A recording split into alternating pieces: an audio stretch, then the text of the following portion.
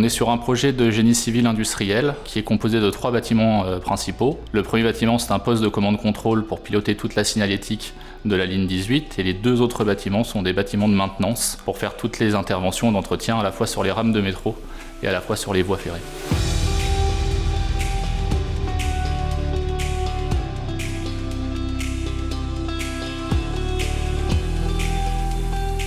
La mise au point de ces bétons a été faite en partenariat avec le laboratoire de Marolles de Vinci Construction. Ce sont des bétons et des formulations qui ont subi toutes les gammes d'essais, essais de compression, essais de durabilité, et qui nous garantissent une conformité parfaite aux normes actuelles.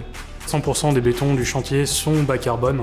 C'est d'ailleurs un objectif qu'on avait intégré directement dans la phase de consultation des bétonniers.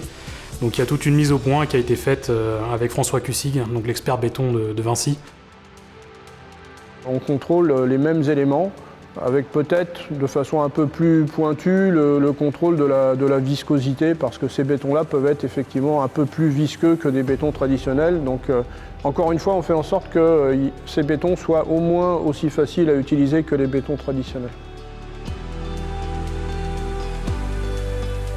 On a à la fois une motivation interne de sobriété énergétique, qui est également une des politiques de notre client, la Société du Grand Paris, et on a également une logique de maîtrise de nos coûts.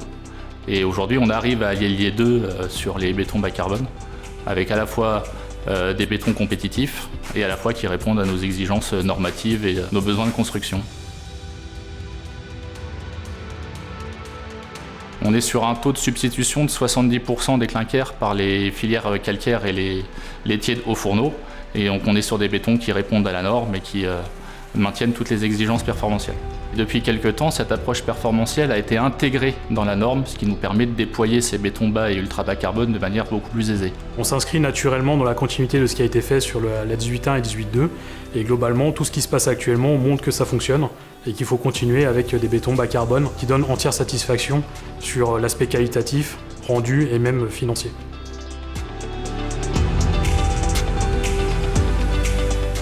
Les bétons ne sont pas plus visqueux ni plus fluides, ils ont la bonne consistance. Ça ne change rien pour nous en termes de coulage, on est vraiment dans la même configuration qu'un béton traditionnel. Lors des décoffrages, on s'aperçoit que le béton est un peu plus frais que d'habitude. Pendant les périodes hivernales, comme on est actuellement, on bâche nos bétons et on met un chauffage pour maintenir une température et une prise du béton pour garantir la qualité de notre ouvrage. Comme d'habitude, dès qu'on met quelque chose de neuf au point, il y a toujours une petite réticence, mais qui globalement s'est masquée très rapidement, puisqu'ils ont vu que le béton se mettait de la même manière, se vibrait de la même manière, donnait des rendus esthétiques de la même manière.